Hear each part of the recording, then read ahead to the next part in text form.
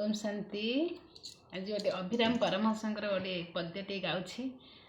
आपण समस्ते राति पाइले तो भगवान भगवान बोली कहते कि भगवान को पाइबा हेले अभिराम परमहंस सुंदर कथाटे लिखिं तार अर्थ आपण मैंने कौन बुझिले टे कमेंट मध्यम देवे मुझे देखी किए केमती कौ उपाय बुझी से पद्यटे आज गाँची।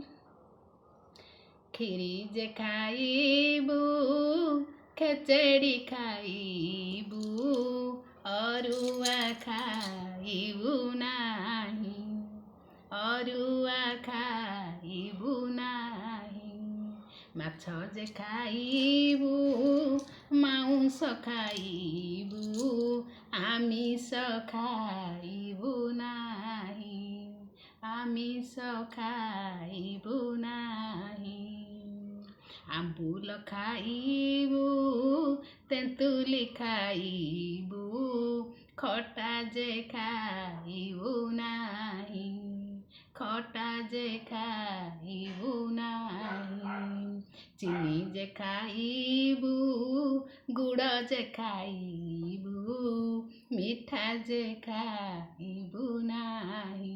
आपण माने सुनते ए गीतटा ए गीतर अर्थ कौन सब बुझिले कमेंट मध्यम लिखु। मु तो जानी अर्थटा बोली बोली देली ना। देखिए किए केमती को उपाय कौन बुझी मुझे शुणी उत्तरटा देवी। ओम शांति।